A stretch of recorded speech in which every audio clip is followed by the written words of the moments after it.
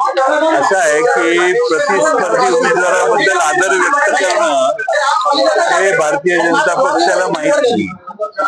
सुप्रियाताईंनी समोर उभा राहिलेल्या उमेदवाराबद्दल त्यांची उमेदवारी घोषित झाल्यानंतर आदर व्यक्त केलेला आहे. याचा अर्थ त्यांनी निवडणूक मध्ये स्पर्धा करायचं नाकारले असं नाही. त्या पूर्णपणाने पूर्ण क्षमतेने इलेक्शन करणार आहेत आणि त्या विजयी होतील. फक्त समोर घरातलंच कोणीतरी उभं राहतंय म्हणून त्याबद्दल त्यांनी आदर व्यक्त केला आणि ती आपली मला वाटतं भारतीय संस्कृती आहे. काल उद्धव ठाकरेंनी असे वक्तव्य केले की जागा वाटपाचं दोन्हीकडे महायुती आणि आघाडीत पण आहे. आपण प्रश्न विचारले की आता काय जो निर्णय होता 2-4 दिवसात होईल. आता जागा वाटपाचा विषय डायरेक्ट 2029 ला असेल म्हणजे महाविकास आघाडीत हा विषय मिटलाय का आता? जवळपास मिटलेला आहे. 1-2 जागांच्या बाबतीत समज गैरसमज दूर होतील आणि आम्ही सगळे कामाला लागू. आज निलेश लंकेंच्या प्रचाराला सुरुवात होती आहे. आघाडी आणि महायुतीमध्ये टक्कर पाहायला मिळाली. निलेश लंके हे लोकांच्यातील लोकांनी उभे केलेले आणि लोकांच्यासाठी झटणारे नेते आहेत आणि लोकांनीच आता त्यांची उमेदवारी हातात घेतली आहे, निवडणूक हातात घेतली आहे आणि त्यामुळं निलेश लंकेचा एकतर्फी विजय या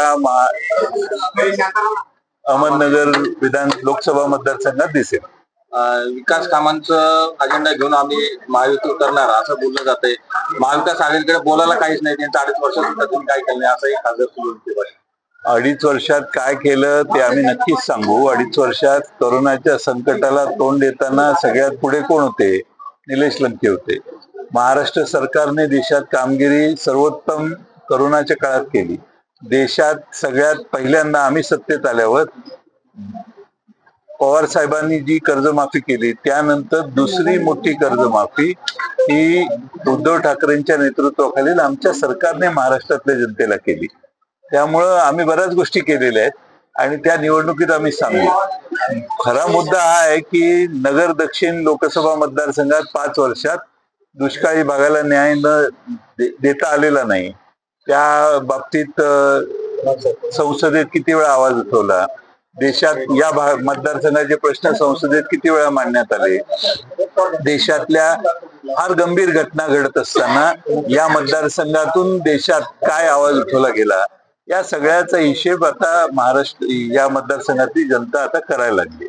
नाना पटोले यांचे म्हणजे अप्रत्यक्षरित्या संबंध हे भाजप बरोबर आहे असा आरोप प्रकाश आंबेडकर आज करतायत.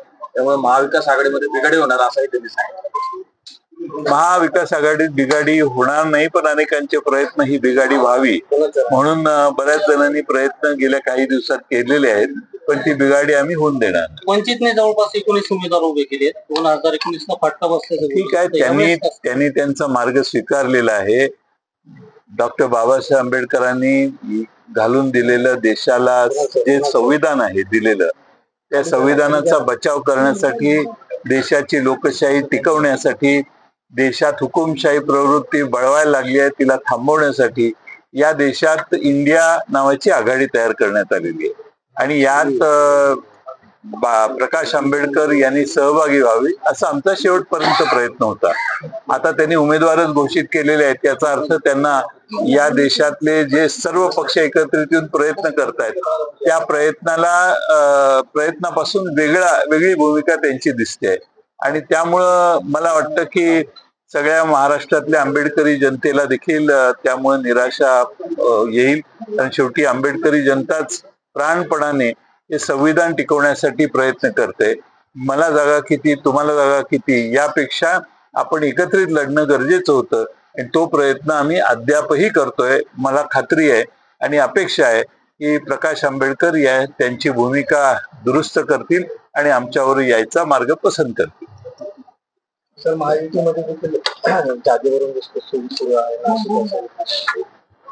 काय कसं बघताय याकडे आणि नाही असं आहे की त्यांच्यात दावेदार बरेच आहेत वेगवेगळ्या ठिकाणी आणि एखादी आघाडी 3 पक्षाची करताना वेळ लागतो. आम्हालाही आघाडीत काही प्रश्न तयार होतील अशा पद्धतीचे प्रयत्न इतरांनी केले पण आम्ही तिन्ही पक्षांनी एकसंघ राहून समाजवादी पक्ष, शेतकरी कामगार पक्ष यांनी आम्हाला सहकार्य दिल्यामुळं आमच्या राज्यातले इतर घटक म्हणजे communist party of India, communist party, Marxist communist party यांनी आम्हाला सहकार्य केलं. त्यामुळे एक चांगलं वातावरण महाराष्ट्रात आम्ही निर्माण करू शकतोय. आता निलेश लंके तुमच्याकडे आले तर तुम्हाला कसा फायदा होतो? निलेश लंके मनाने देखील पवार साहेबांच्या बरोबर होते.